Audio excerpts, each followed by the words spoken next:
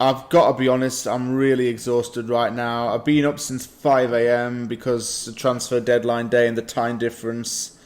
5 a.m. my time is 12 p.m. UK time. Absolutely knackered. But what I have got to say is that for West Ham fans, deadline day was actually something worth waiting for. You may agree or disagree that it was a good way to end the window. You may disagree or even agree at the same time that it was better doing the business late rather than getting stuff done early. But I don't really care about that. Either way, the best came till last, and it has shown that patience is a virtue in all of this. Because the players that West Ham have signed on deadline day are actually quality and are going to help the team out massively. We've signed 2 midfielders, and in the summer transfer window's last edition of Wheel and Deal, I'm going to be talking about them as well as giving a summary on West Ham's transfer business overall.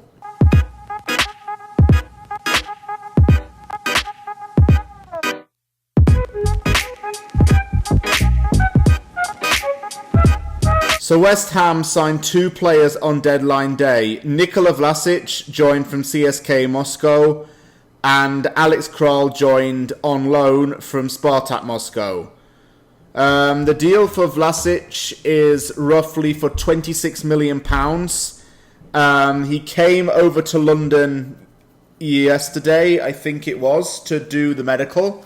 And the deal was confirmed in the early hours of the morning. I woke up here in Canada to find that he'd signed. And it was something really nice to wake up to, I have to say.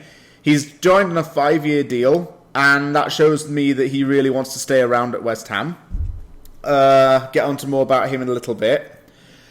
Alex Král has joined on a season-long loan with an option to buy. He's joined from Spartak Moscow.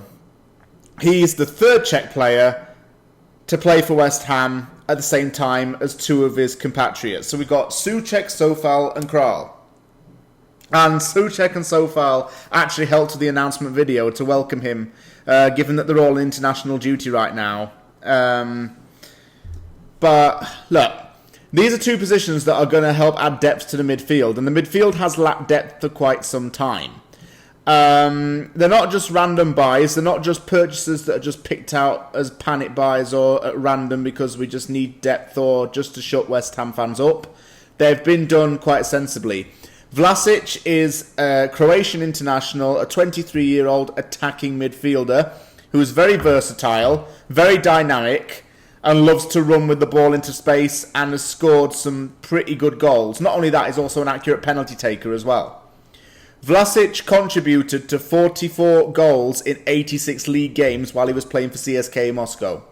He had originally played for Hajduk Split in Croatia and then went to Everton. He only made 12 league appearances for Everton before he joined CSKA, and now he's at West Ham.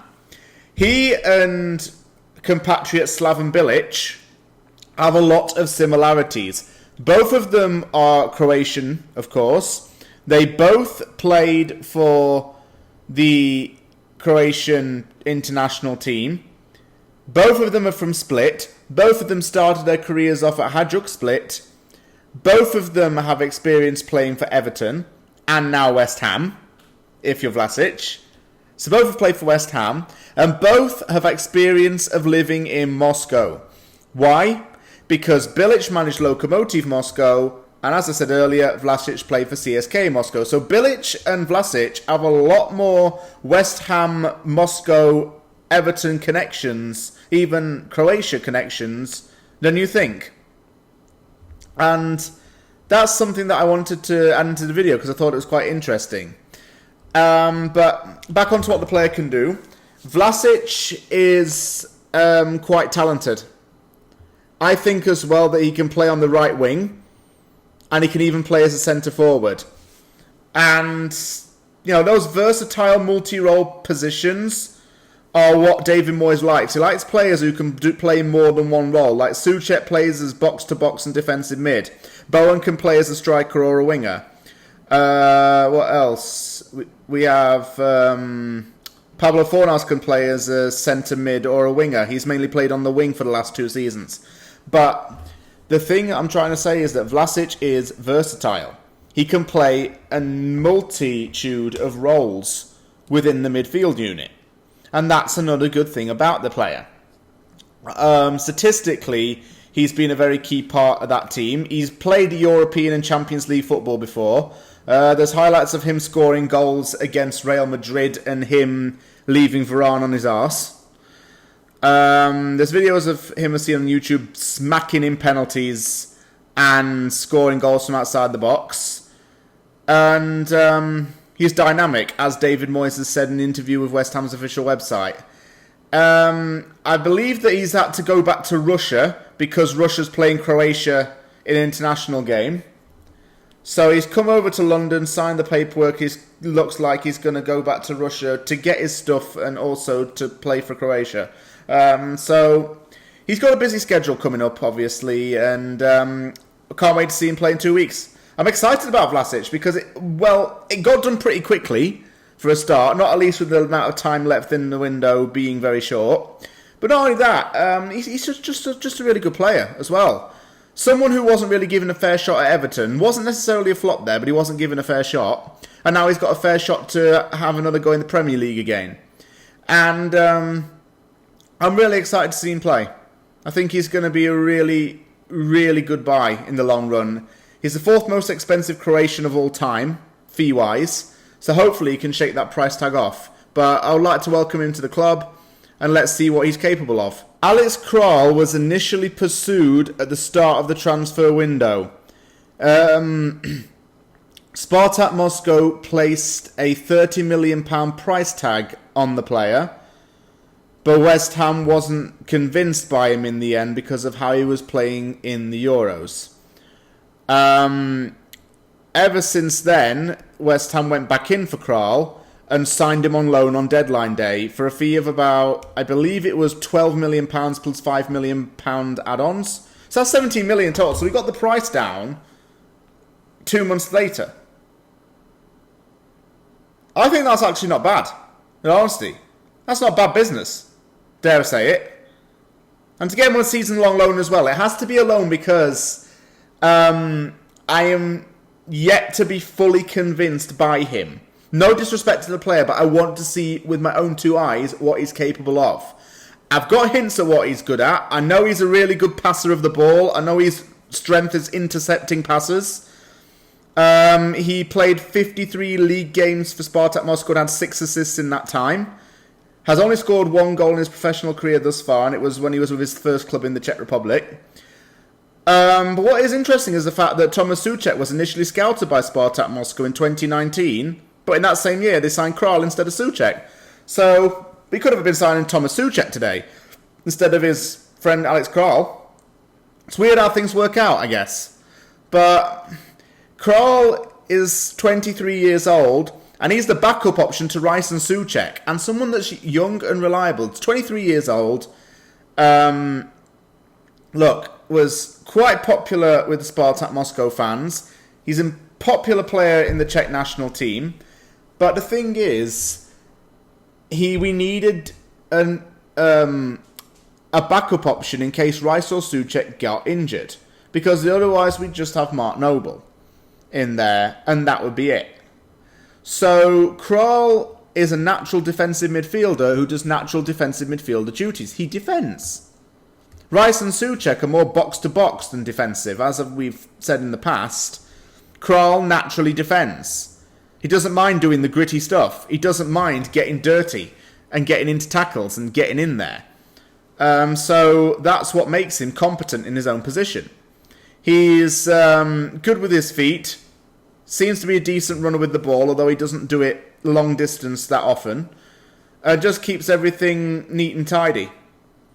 What I will say about Král as well is that he's obviously got Vladimír Coufal and Tomáš Souček with him. So he's got 2 people to help him settle into the club pretty quickly. Agent Souček's done some absolute magic yet again. Got Coufal in, he got Král in. Now it's time to get Hložek in, either in January or in the summer. Because we'll be cooking. We'll have a little Czech army going on. in the club. We're having an Eastern European revolution right now. We've got Fabianski, Yarmolenko, Souček, Coufal, Vlašić, Král. Physical toughness and grit, if you ask me. That's what we're getting out of all this. And Král is a hard-working player. That's what appeals to David Moyes, is the fact that he's getting a hard-working player coming into the club, not just someone who's just going to be a passenger. And that's one of the differences between the Manuel Pellegrini and Marilo Husos era and the David Moyes era. Husos and Pellegrini got a lot of flair players in who just were okay with talent-beating hard work, but talent-beating hard work wasn't acceptable for us fans. Moyes has got in players who work hard and contribute game in, game out. And that's what all of his signings have done since he came into the club. We look at players like Souček, Bowen, Coufal, Benrahma, Vlašić, Areola, as well needs a mention, Zuma, and now Král. All hard workers. He said it all about the players that he's got in this team. They buy into this system very well. Vlašić will definitely buy into this team system. Král will as well. He'll just go as a natural defensive mid, or even central midfielder, a holding midfielder role. But anyway, it's a good bit of business as well to get Král in. And getting him on loan's okay for now, because I want to see how he does, like I say. We'll just see how he gets on. I think he'll be okay, though. Highly rated. He's got 2 people to help him settle into the club. And gotta say, I'm actually quite excited to have him there. It is worth noting that West Ham and the city of Moscow have some kind of connections. Slaven Bilic managed Lokomotiv Moscow, like I said. Fabian Balbuena plays for Dinamo Moscow, having signed from West Ham United earlier this year. Alex Král and Emmanuel Emenike played for Spartak Moscow. Nikola Vlašić played for CSKA Moscow. So the Moscow connection is there with West Ham, even if it is quite loose. It's still there, and I thought that was quite interesting too. I need to talk about some departures. Zandy Silva has gone to Nottingham Forest for around £250,000. Conor Coventry has joined Peterborough United on a season-long loan. Mipo Adebeko has gone to Huddersfield Town on a season-long loan, has extended his deal at West Ham by 2 years. I thought Dan Randolph would leave, but he didn't. But for those who were loaned out, I think it's a good bit of business for them to be loaned out, because Adebeko needs time to progress. He's not ready for the Premier League yet. He will be quite good in the Championship, I think, and I think that playing for another club and getting guidance off another manager are going to be beneficial to his game in the long run. Coventry is highly talented, as we know. I think he's going to do well at Peterborough United. David Moyes spoke positively of Coventry when Moyes spoke to Peterborough's chairman. Coventry had a decent pre-season, but I don't really see him get a lot of game time unless he's just coming off the bench for a couple of minutes at the end of games, or even playing in League Cup games. He needs to be in the thick of the action, and league games in the Championship will give him that. I also have heard that Kerr Smith, a 16-year-old defender from Dundee, is supposed to be joining as well. So I don't think we'll be seeing him in the first team just yet. He's going to be developing for a couple of years again. But look, we had 3 notable departures on deadline day, but the thing was we managed to get in replacements for them. We didn't just sell them and just say, oh, that's it. No replacement. We got the replacements in. We got Coventry out on loan. We bought Král in. The one downside to this, though, we didn't get a natural striker in, even though Bamba was linked on deadline day, and that West Ham did speak to his agents. Here's my thoughts. We're going to end up using Bowen and Yarmolenko as backup strikers, eventually, or even like just a false 9 position that Moyes seems to big up quite a lot. There's a positive and a negative to that. One, it allows creativity and players to adapt to different positions. 2, it's something that Bowen and Yarmolenko are used to doing anyway, which is playing up front. The downsides are you lack depth in another area when a player is playing a striker. And also, you need to think about who's going to replace who in what positions if someone else is playing up front.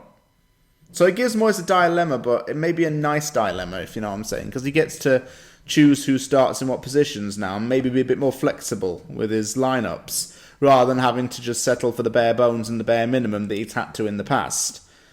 I can definitely see Král starting in the Europa League. I can see Vlašić playing in the Europa League for sure. Not sure they'll be starting games just yet, the pair of them, though. They'll have to work their way into the team for that. But they are going to feature at some point in the Premier League season, I hope. And even with the trip in Southampton in a week and a half time, we get to see these two possibly on the bench and even in action for ourselves. So it's a very exciting time. It's been a good end to what has been a long transfer window, and it showed that we just had to wait in the end. Patience was a virtue. We had to wait for the best to come until last. And it did come. It went from a 0 out of 10 window to a 1 out of 10 window to a 6 out of 10 to about an 8 out of 10. Not a 10 out of 10 because we still needed a striker, but with Rob Newman coming in as the head of recruitment, he's going to be in charge of most of the transfer business along with David Moyes, and they're going to work together. And I reckon they'll get the striker in January. And I'm okay for holding out for that, but I just hope Mikel Antonio's hamstrings don't go while he's on international duty. He doesn't overwork himself to the point where he's going to get injured and be sidelined for a month. Because if that happens, we're stuffed. And that means probably Bowen's going to have to go up front. Although Vlašić might be able to go on the right wing. Who knows? I don't know where Vlašić is going to go exactly just yet. Maybe he goes as an attacking mid. Maybe he goes as a number 10. Maybe he goes on the wing. I don't know yet.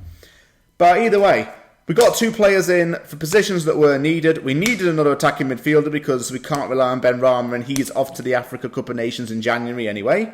And we got in Král because we needed someone who could be an adequate backup for Rice and Souček should one of them get injured.